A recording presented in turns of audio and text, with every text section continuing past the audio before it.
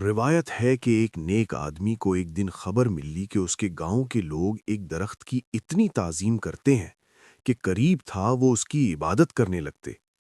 توحید الہی پر غیرت کی وجہ سے اس کا دل بے چین ہو گیا۔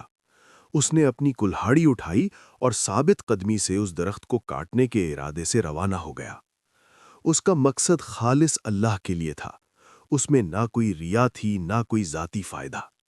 جب وہ درخت کے پاس پہنچا تو شیطان نے اسے روکنے کی کوشش کی، لیکن اس آدمی نے اپنے اخلاص کی قوت اور نیت کی صفائی سے شیطان کو زمین پر گرا دیا اور قریب تھا کہ اپنے کلہاڑی اس کے سر پر مار دیتا۔ اس وقت شیطان نے کہا، ٹھہرو، ہم ایک معاہدہ کر سکتے ہیں۔ درخت کو چھوڑ دو اور مجھے نقصان نہ پہنچاؤ۔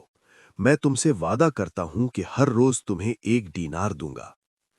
انسانی کمزوری غالب آ گئی اور اس نے اپنے دل میں کہا، روز 1 دینار، یہ تو وہ چیز ہے جو میں پورے سال میں بھی حاصل نہیں کر سکتا۔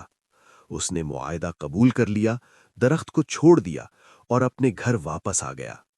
شیطان نے چند دن وعدہ پورا کیا، پھر اچانک دینا بند کر دیا۔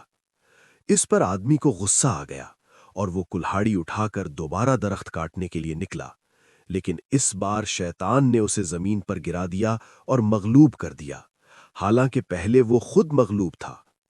آدمی حیران ہوا اور کہا، آج تم مجھ پر کیسے غالب آ گئے جبکہ کل میں تم پر غالب آیا تھا؟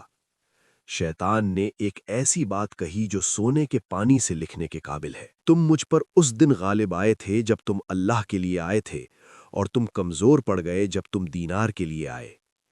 اے ایمان والو، یہ اخلاص کی قوت ہے، ایک عجیب قوت جس کے ذریعے اللہ شیطان کے مکر کو شکست دیتا ہے اور اپنے بندے کو ثابت قدم رکھتا ہے اور اس کے لیے قوت اور عزم کے دروازے کھول دیتا ہے۔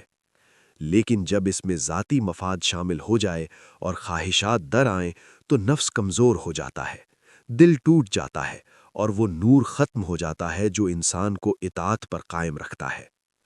لہٰذا اپنی نیتوں کو صرف اللہ کے لیے خالص رکھو۔ تم دیکھو گے کہ اعمال میں برکت ہوگی، کمزوری قوت میں بدل جائے گی اور خود شیطان بھی ایک سچے اور مخلص دل کے سامنے ٹوٹ جائے گا۔ اختتام۔ اللہ کے سوا کوئی معبود نہیں، تو پاک ہے، بے شک میں ظالموں میں سے تھا۔